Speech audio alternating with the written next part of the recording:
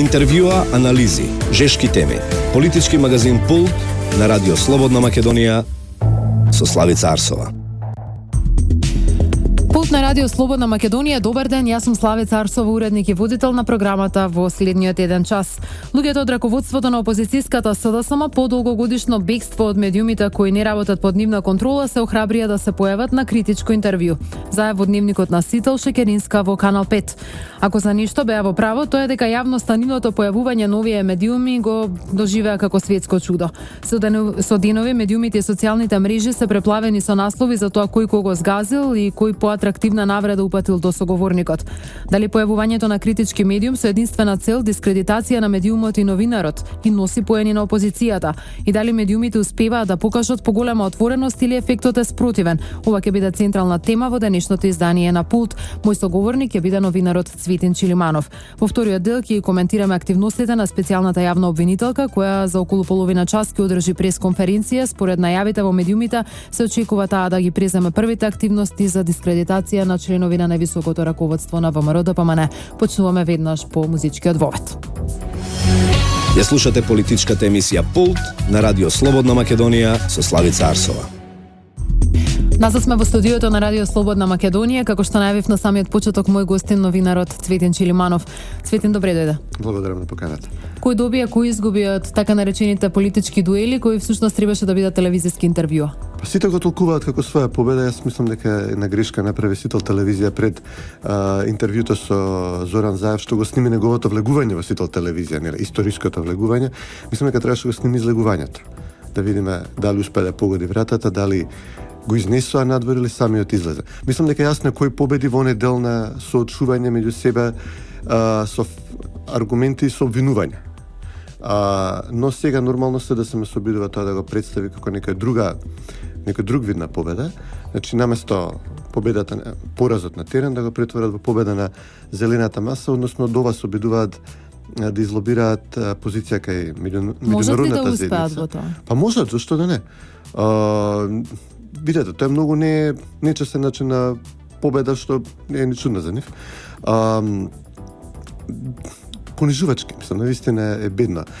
Уште не завршено интервјуто на Лата Сизаев, Американска амбасада, Европска амбасада, преку социјални мрежи, нели, твитаат сега сите, праќаат пораки дека не било фер интервјуто, дека не било го бранат Заев од прилично легитимни прашања. Како тоа сега ти на нива си работел, те црпнал некој на нива, сега вртиш стотици милиони евра од твоите фирми. Колкав процент од тие пари се од општина Струмица, каде што си градоначалник? Тоа беше едното легитимно прашање. Второто многу легитимно прашање беше за снимките, значи од 600.000 снимки стана одеднаш милион. Како е тоа можно? Чи Заев ги побрка, ајде што го побрка, заборави како се вика, заборави колку снимки цело време велеа дека поседуваат, сега денес велат дека скоро дупло повеќе снимки предала на специјалната обвинителка. Че тоа беше исклучително легитимно прашање на кое што Заев немаше одговор. И трето прашање кое што беше поставено беше за комуникацијата со Бекири Чауш, која што укажува дека СДСМ со години наназад работел на фабрикување на доказен материјал против ВМРО, против владата, што апсолутно во поинакво светло е фрла сите случувања од 2015 година, целата нивна кампања за која што хумористично нарекуваат вистината за Македонија. Че тоа беа три прашања кои што Заев мораше да одговори, а одговорите му беа: ти си српски шпион, ти си изрод, ти кидаш во затвор. Ајде да слушнеме еден дел од тоа.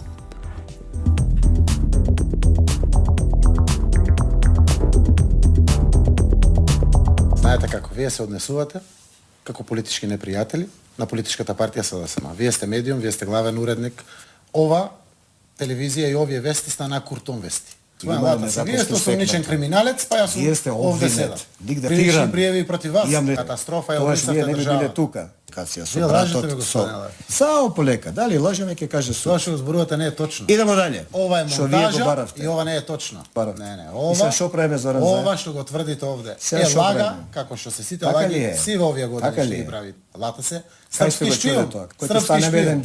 Единствена странска служба сте вие, кога зборувате труите. Ама 24 сат. Ширите радијација, Ширате Тоа стално радиација што прави. како на Вие ќе вие бете сте затвор. злосторничка банда. Вие сте злосторничка банда. Вие се однесувате како Значи, поголем вие номер од сакате да Битола бидете Груевски. контролор, вие не можете Поголем да ја изрод. водите. Зошто Поголем немаме изрод проблеми од вас. медиумите? Зошто На немаме медиумите повидок на проблеми целата со јавност? Владо Не Бучковски? постои. Приход. Абе труете од што лаже. 40 Од Груевски дипломати ваква да болумента направи. како Не се вас. дипломати, бе. Те на ваква перјаница на власта. Он нам на лестира. режимска телевизија. Затоа Вие сте сте сумничен секнати. криминалец, Вие сте сумничен обвинет. криминалец, како не сте. Идете- Ало идете- началниче да идете у одговор. Марк- Дали ако имате огледало, навистина ви се воодушевувам како можете да се гледате во огледало.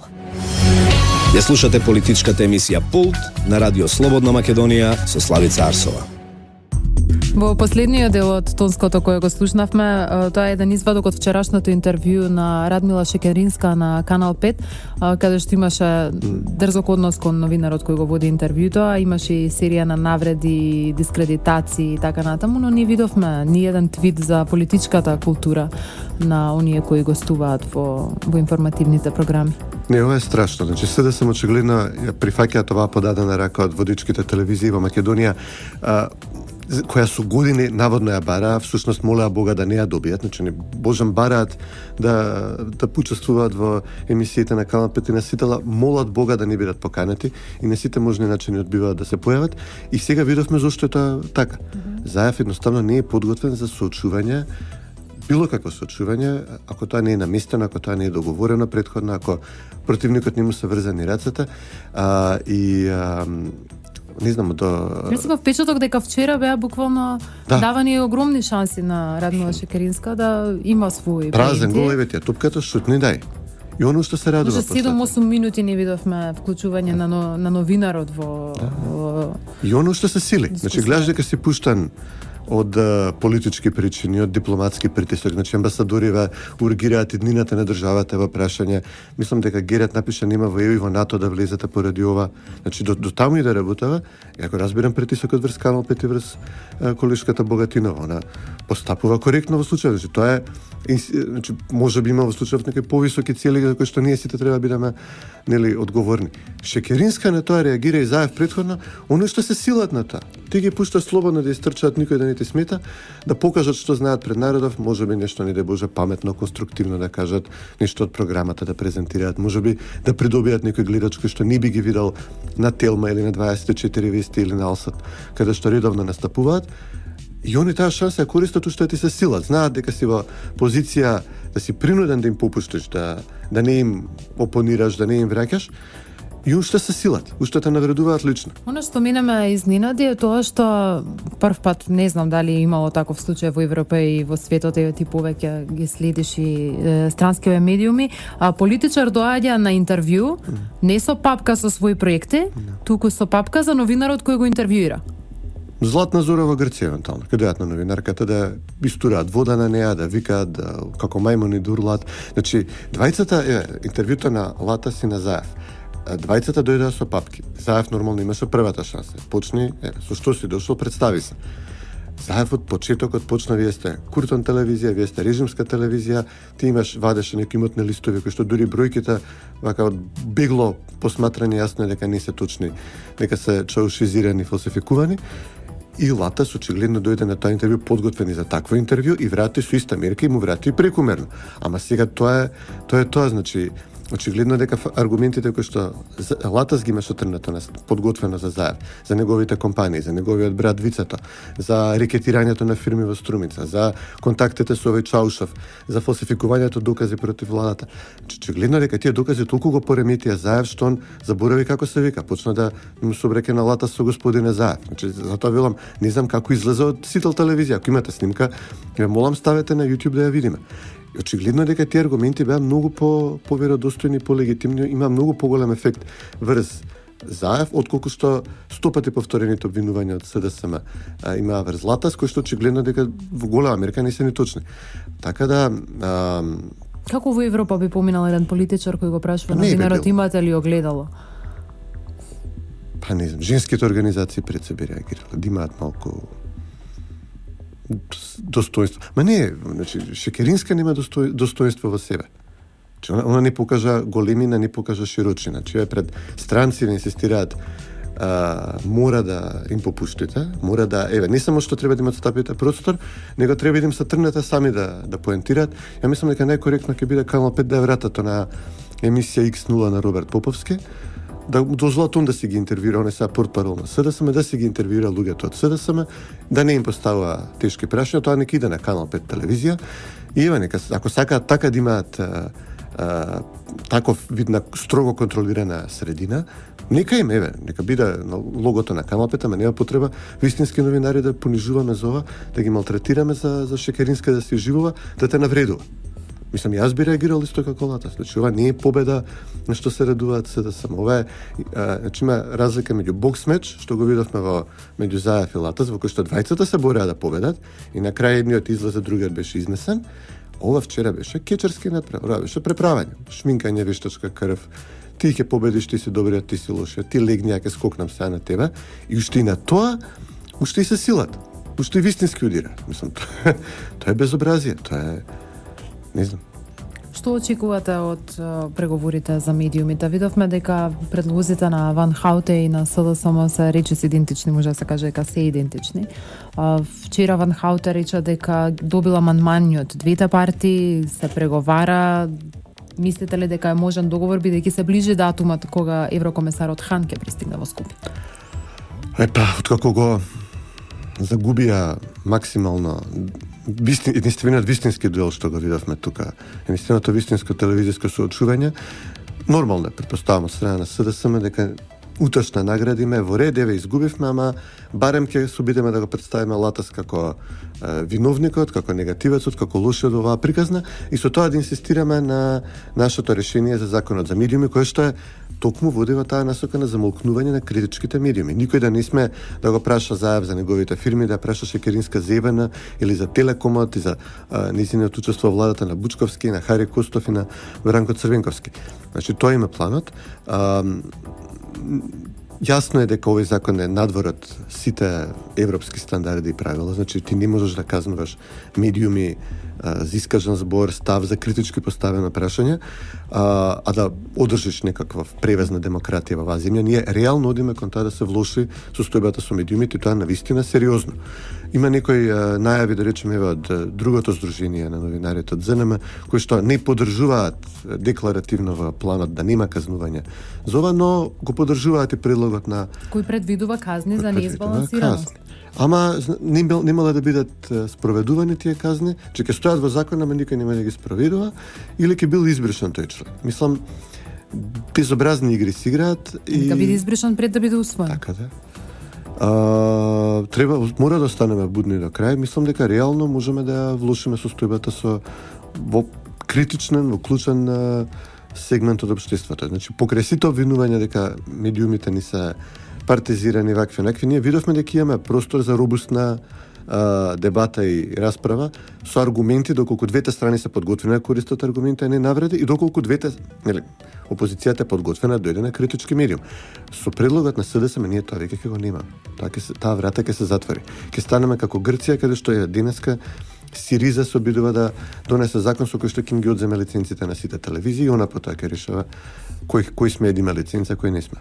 Проблематичен е и составот на Агенцијата за медиуми. Да, ние ќе имаме, значи првичниот предлог на СДСМ беше нивен кандидат, не знам, Роберт Поповски или кој да има право да отвара и затвора медиуми во Македонија, еден човек, а тоа се разбира почетната позиција, целта нивна, реалната цел е тоа да биде под превезот на божем независни невладини организации, од кои што мнозинството во Агенцијата за медиуми, кој што ќе добие многу агресивна нова улога, ќе бидат од невладини кои што се занимаваат со медиуми, тоа се исклучува невладини на СОРС.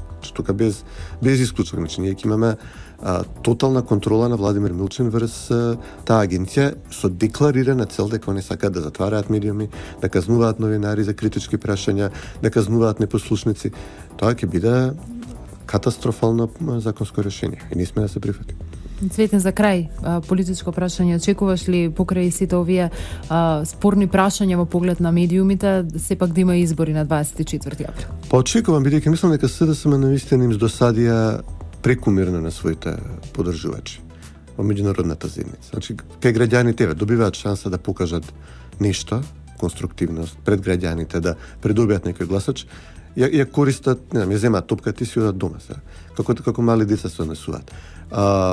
Мислам дека не може да се оправдува и објаснува во однесување долго време. Не можеш ти колку и да ги симпатизираш или какви, не знам, причини да имаш, какви врски контакти да имаш со нив, не можеш да браниш неевропски решенија во оваа сфера, не можеш да браниш партија која што јасно е дека се обидува по секоја можна цена да избегне изборно соочување со овие анкети што ги гледаме, со бетонирана разлика, со Анкети беа навистина оваа недела. Да, тоа беше Шокантни шокот. за дел од јавност. Тоа беше шокот, не медиумскиве дебати. Ќе се обидат нешто како што најави со специјалната обвинителка да направат уште некаков Специјалната обвинителка денеска треба да ги објасни манипулациите со нејзиниот имот. Па треба и да каже колку телефонски разговори дал Зоран Заев. 6.000 или милион. Меѓу другото. Така.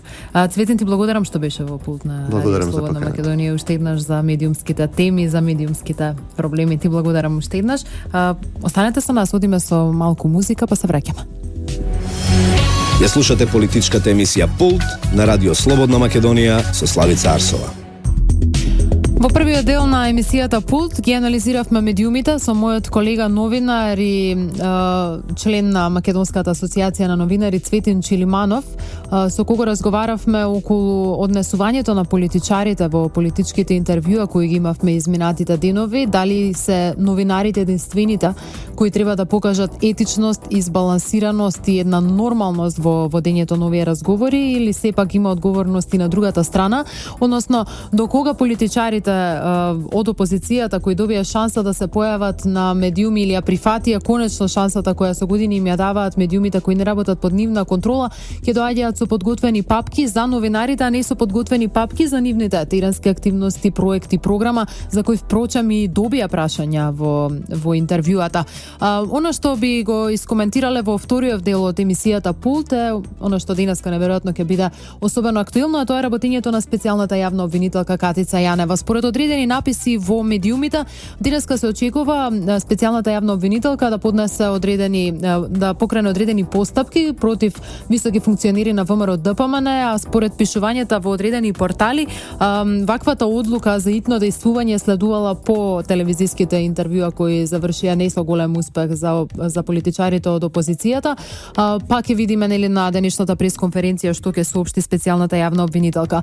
Во изминатите денови имаше канонада од кривични пријави против членови на тимот на Катица Јанева, меѓу останатото имаше и представка од судија кој добивал закани од специјална јавна обвинителка. Тој најпрво ја испратил представката до судскиот совет, за потоа за неа да одлучува и советот на јавни обвинители. Минатиот петок советот на јавни обвинители заклучи дека Катица Јанева треба да покрене одредени постапки, меѓутоа сепак оставија на специјалната јавна обвинителка да покрене постапки за членовите на нејзиниот тим, но истовремено по случај дека таа го прекршила законот кога без никакво образложение ги отстранила од нејзиниот тим двете обвинителки кои потоа го известија нели советот на јавни обвинители дека Катица Јанева без никакво образложение им рекла да ги вратат предметите.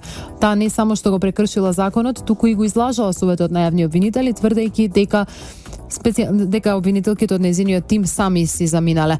Она што пак во последните 2 до 3 дена е особено актуелно се прашањето околу имотот на специјалната јавна обвинителка. Во јавноста излезе нејзиниот имотен лист во кој стои дека таа на име на своите деца поседува 2 прилично големи во просек станови во централното градско подрачје, еден во близина на владата, еден во близина на клубот на пратеници, кои што се поголеми од 60-70 метри квадратни, но сепак специјалната обвинителка по нејзиното именување само 2 недели по именувањето побарала од државата на сметка на граѓаните да користи државен стан или да добие надомест за купнина на стан од државата. Она што е спорно е тоа што во 2 различни изјави специјалната јавна обвинителка дала различни образложенија. Пред владата тврдела дека воопшто не поседува имот во главниот град, додека пак во изјава пред нотар, нели која што има можеби правно посилна обврзувачка сила, рекла дека не поседува имот над 80 метри квадратни и дека тоа е основ за државата да ја одреди за купнина или да ја даде државен стан на користење во главниот град, бидејќи навела дека живее на повеќе од 100 километри од Скопје. Сепак во актот државен кој што ги предвидува условите кои што треба едно лице да ги исполни за да користи државен стан, никаде не стои дека тој треба да биде поголем од 80 метри квадратни. Напротив, за 5 члените и за повеќе члените семејства е наведено дека стамбениот простор за кој може државата да одвои средства треба да биде помеѓу 55 и 65 метри квадратни. 4 дена медиумите испраќаат прашање до специјалното јавно обвинителство околу тоа зошто постојат вакви разлики во изјавите на специјалната јавна обвинителка, зошто дали се работи за одредена манипулација, можеби се работи за грешка на медиумите кои што ги објавуваат овие информации, меѓутоа од специјалното јавно обвинителство одговор нема, како што впрочем нема одговори на дилемата која што ја отвори лидерот на СДСМ за тоа колку материјали биле предадени во специјалното јавно обвинителство. Бројките се менуваат буквално на 2 до 3 месеци, ако последното кое што ги имавме слушнато беше дека Заев предал 600.000 разговори, во последното телевизиско интервју лидерот на СДСМ откри дека на Катица Јанева предал 1.050.000 преслушувани телефонски разговори од граѓаните. Специјалното јавно обвинителство и натаму молчи и за овој скандал. Предлагам да ги слушнеме деталите околу манипулациите или шпекулациите за имотот на Катица Јанева, па се враќаме повторно. Катица Јанева и денеска не одговара како ги троши парите на граѓаните. Трет ден специјалното јавно обвинителство не дава одговор колку пари на месечно ниво државата издвојува за киријата на обвинителката Јанева. Иако анкетниот лист објавен на страната на антикорупцијската комисија открива дека Катица Јанева на име на нејзините деца поседува 2 стана во главниот град, нема одговор зошто специјалната обвинителка не живее во нив и дали овој имот се издава за остварување на дополнителни приходи. Вчера Сител ги објави двете контрадикторни изјави на Јанева. Едната испратена до владата во која тврди дека не поседува имот во Скопје и една дадена на нотар во која вели дека не поседува стан поголем од 80 метри квадратни. Врз основа на овие две изјави, Јанева барала да живее во главниот град на сметка на државата. Во ниту една изјава не прецизирала дека поседува 2 стана, од кои едниот се наоѓа спроти клубот на пратеници.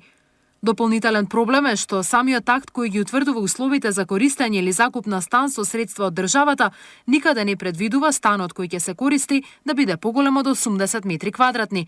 Напротив, за 5 и повеќе члените семејства предвидено е користење на стан од 55 до 65 метри квадратни. Случајот на Јанева не е единствен во светот, но за ваквите скандали бројни функционери заминале од своите функции. Мијо Црноја, министерот задолжен за прашањата на бранителите од Хрватска, поднесе оставка откако беше откриено дека парите кои ги добил од повластениот стамбен кредит за хрватски бранители не ги искористил за да направи куќа. Црноја ја изложил државата дека не му било решено стамбеното прашање за да го земе кредитот кој им следува на хрватските бранители, иако година дена пред да аплицира за кредитот, во наследство добил стан кој не го пријавил. Црноја во барањето за стамбен кредит навел лажна адреса на домување. На наведената адреса, новинарите кои го открија скандалот забележаа дека има само една мала дрвена шупа. Црноја е првиот министер од новата влада на Тихомир Орешковиќ кој поднесе оставка. На функција беше само 7 дена. Не толку одамна оставка од клучната позиција министер за финансии во француската влада поднесе и Херв Гајмар, еден од најблиските соработници на тогашниот претседател Жак Ширак. Гајмар и неговото семејство живееле во луксузен државен стан со огромна кирија, кој според неговата изјава го прифатил бидејќи доаѓал од скромна фамилија и имал лимитирани месечни примања поради кои не поседувал сопствен имот. Подоцна Гајмар признал дека е сопственик на 5-особен стан во центарот на Париз, кој го изнајмувал под кирија за 2300 евра месечно. Гајмар пред оставката беше еден од омилените политичари во Франција и потенцијални наследници на Ширак. Јавноста го памети и случајот за кој се слушна низ целиот Балкан пред речиси 3 години и ден денес се прераскажува како позитивен пример за солидарност и честност. Воениот инвалид Дејан Стевановиќ од Чачак го врати станот кој го добил на трајно користење од заедницата на воени инвалиди во Србија, бидејќи купил нов стан со сопствени средства. Станот Стевановиќ го добил од Фондот за солидарност во 2001 година, а по 12 години користење го вратил назад бидејќи на својата фамилија во меѓувреме и го решил стамбеното прашање. Мислам дека моја обврска е да го вратам станот иако ми беше даден на трајно користење. Сметам дека треба да му припадне на некој друг инвалид или на фамилиите на загинатите во војните од 90-тите, изјави во таа прилика скромниот воен инвалид од Чачак. Ја слушате политичката емисија Пулт на Радио Слободна Македонија со Славица Арсова. дилемите за специјалното јавно обвинителство ќе го завршиме ова издание на Пулт на Радио Слободна Македонија. Ве поканувам да останете со нашата програма, со добра музика и со добри, информативни и друг жанр на емисии. Се надевам дека во изминатите 45 минути ви се допадна она што го слушавте на тема медиуми и специјално јавно обвинителство. Ве поканувам да не слушате и следниот петок во терминот од 11 до 12 часот. Јас сум Славе Царсова, уредник и водител. Ова беше политичкиот магазин Пулт на Радио Слободна Македонија, емитуван на 12 февруари 2016 година. Ви благодарам за вниманието, имајте пријатен ден, имајте добар викенд. Интервјуа, анализи, жешки теми. Политички магазин Пулт на Радио Слободна Македонија со Славица Арсова.